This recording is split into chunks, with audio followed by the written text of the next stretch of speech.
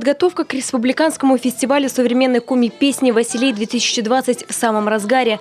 На отборочный тур поступило 33 заявки от авторов со всей республики. В конкурсной программе фестиваля 13 января прозвучит лишь 12 из них. Всего 4 номинации. Песня о родной земле, песня о любви, авторская обработка коми-народной песни, молодежная песня. Последняя номинация – новинка фестиваля.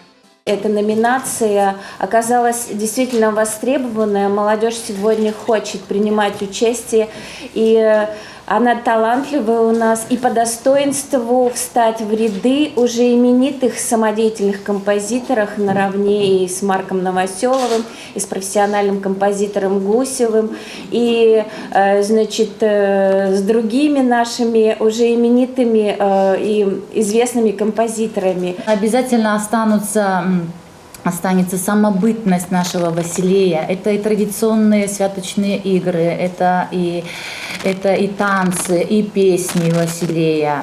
По словам режиссера Ирины Гулько, главным персонажем на празднике станет дед Василий, который и будет передавать опыт подрастающему поколению. Одна из частей фестиваля будет посвящена бессменной ведущей праздника Лидии Логиновой. К слову, Лидия Петровна участвовала в фестивале не только как ведущая и исполнительница, но и в качестве композитора. В этом году народная артистка Республики Коми отметила свой юбилей.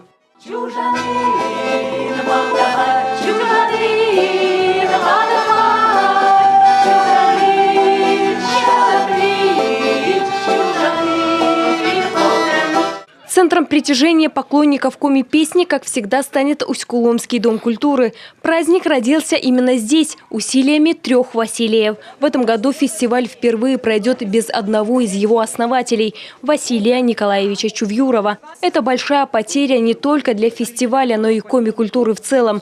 Его песни известны по всей республике. Почти у всех коллективов в репертуаре звучат его мелодичные композиции. Его памяти будет посвящен один из эпизодов предстоящего праздника.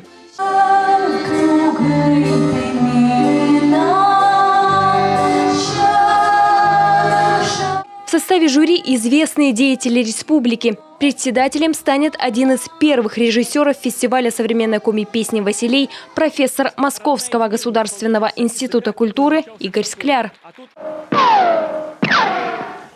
Василей всегда манит зрителей своей самобытностью и яркостью. Каким будет 27-й праздник, узнаем совсем скоро.